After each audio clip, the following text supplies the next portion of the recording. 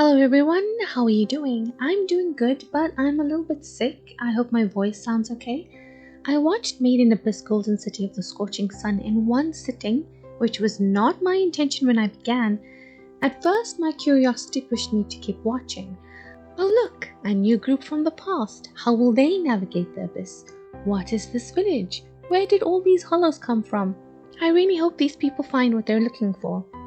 After curiosity came dread. Are these creatures going to eat Rico? What happened to Vueko and her group? Why did they become hollows? Where is she? And where is Urumui? And then it's like, oh no, wait, what? And then it was 1 a.m. and I'm lying in my bed in the dark staring at the ceiling. I first watched Made in Abyss Season 1 and Dawn of the Deep Soul last year, and I've taken so long to watch this one because I went through a difficult time and I thought it would be best not to watch something I knew had a pretty good chance of being emotionally devastating. Turns out that was a good assumption on my part. I'm in awe of the mind and imagination that came up with the story. I'd love to take a peek into Akihito Tsukushi's brain. I'm not going to give a detailed synopsis, so you really need to have watched or read Made in Abyss in order to understand this video. Riko, Reg and Nanachi are now in the 6th layer of the abyss, and as you know, it's a very strange and dangerous environment. And I can't help but wonder, what is the abyss? Who made the artifacts and the robots and all these structures? What happened to them? Maybe I should read the manga. As normal, Riko, Reg and Nanachi eat some weird stuff and face a great deal of danger. Regular abyss stuff. They come to a strange village where they meet Majikaja, who becomes their guide. I would have liked to learn more about his past because we spend so much time with him. Ma kind of got on my nerves, but she was very useful, so it's fine. I felt so much tension when they first arrived in Uruburu. I was constantly waiting for them to be captured or maimed or somehow put into jeopardy. Poor Menya gets the brunt of the mistreatment. When Riko left the hotel on her own to wander around looking for her comrades, I wanted to scream, "Just stay where you're safe, Riko!" The whole value system that exists in Uruburu is something I keep thinking about. What is value really? It sparks so many questions about how such a thing can be determined. Do human adults go for as much as human children? It's kind of a philosophical question. I do wonder what kind of form I would take if I was holified. I would not want creatures to crawl all over me, nor would I want tubes running through my body. How come Majikaja doesn't have a physical body, and yet he so yearned for one? Is it because yearning for a body brought him joy? Or perhaps the act of making the bodies did it for him? I'm not sure. It's an interesting concept, even though I don't think I fully grasped it. I found this whole season to be interesting, but I enjoyed the previous installments more, particularly Dawn of Deep Soul. I enjoyed Prishka and Bonju more than Faputa and the residents of Uruburu. I missed Reg, Riko and Nanachi working together as a team, though I do appreciate the value of separating them so they can grow on their own. But I feel like none of them benefited from being on their own. Reg needed to ask Faputa more questions about their shared past and what he might have revealed to her about himself and his identity. In his defense, she did seem too upset to really answer, but he should have pushed. He also agrees to fulfill a promise he doesn't understand and doesn't remember making. And also, what exactly is the nature of their relationship? She's very touchy-feely, and she asked him to come back so they can have babies together. Nanachi sells herself to Belov in order to free Mitty, who just can't catch a break. Though it made sense to me that he would want a food source that wouldn't die no matter how much he consumed, because he was so traumatized over eating Irumui's seemingly delicious babies. But of course, he is torturing her. No system is perfect, I guess. Rico is cornered by some creepy ass hollows and is rescued by Ma, thereby saddling us with the pink blob, not derogatory, for the rest of the series. And why did Mugi send Rico to Hueco? Did she know what was there? Because why would you send this fragile human girl to the giant freaky hole? I really like Rico, and I wish she was centered more in the story of this season, though freeing Hueco is major.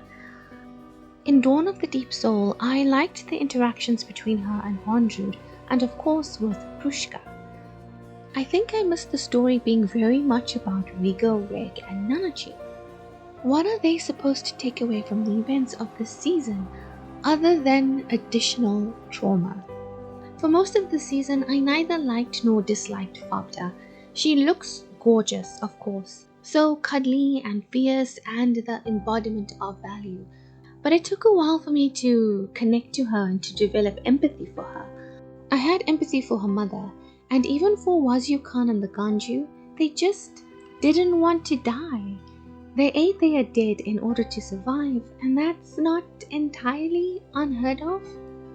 Her desire to free her mother makes complete sense, but I only really connected to her when we saw her past, meeting and befriending Gabaroon, her emotions when she saw Reg again and how she tried to protect them.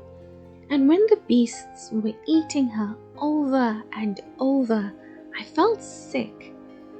But I didn't really get any of those good feelings from her having her awakening, so to speak.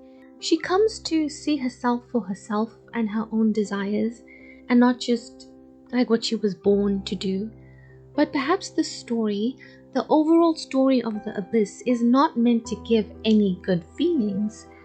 I did get satisfaction from Urumuri being freed. Her transformation was horrific, but also incredible. The entire story of the Ganju was heartbreaking. When they set off for the Abyss, they're so hopeful. They're convinced they're going to find a golden city that will give them the life they've yearned for. And then they find literal monsters and an environment far more hostile than anything outside of the Abyss. The issue of water making them all sick is such a perfect, realistic problem to have. Clean water is just a fundamental thing that we need. So I have to wonder, is the desire to find some perfect utopia ultimately futile? Is there no point in chasing after paradise because it's ultimately nothing but a mirage? Are they being punished for even believing that there's some perfect place out there? And guys, I'm Wazukyan. I don't see the future, but I'm the I'll do anything for my people person. If I was in a plane crash and stranded in the mountains with a bunch of strangers, I don't think I'd eat a person to survive. But if I was in the same scenario with my family or my friends, I'd be finding ways to make it taste better so the situation is as smooth for them as possible.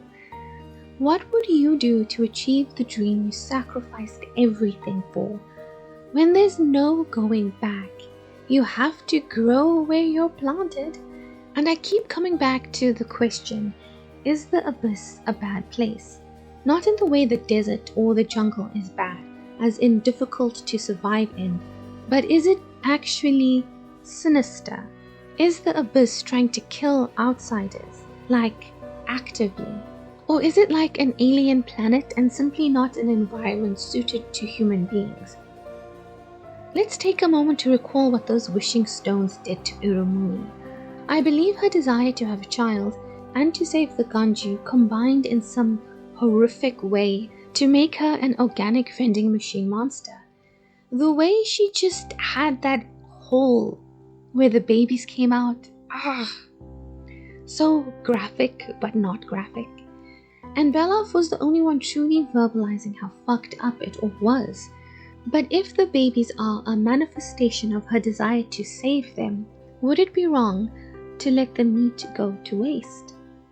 In Maiden Abyss as a whole, there is a cannibalistic love theme, don't you think? Mitty sacrifices herself for Nanachi. Bondrewd nurtures a loving relationship with Prushka with the goal of sacrificing her.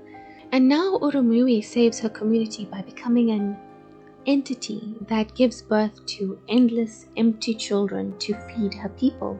And then she becomes an ecosystem in which they can live on. Is that what will ultimately happen to Riko, Reg, and Nanachi?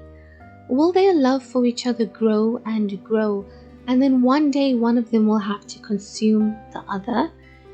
And that other will willingly sacrifice themselves so the others can survive? That almost happened in this season, actually. Remember the offer Belaf makes to Riko for Nanachi?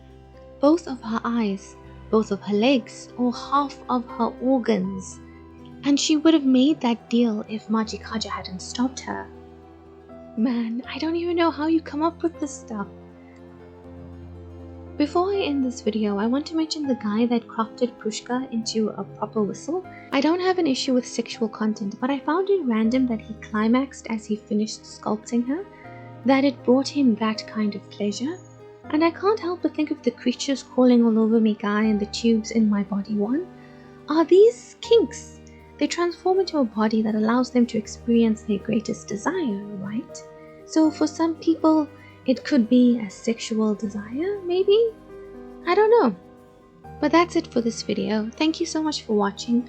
I'd love to know what you thought about this season or Made in Abyss as a whole. If you've read the manga, do you recommend it? Happy holidays and Happy New Year to everyone. I hope that you have a great end/start of the new year. I'll see you in the next one. I'm Kayla. Bye.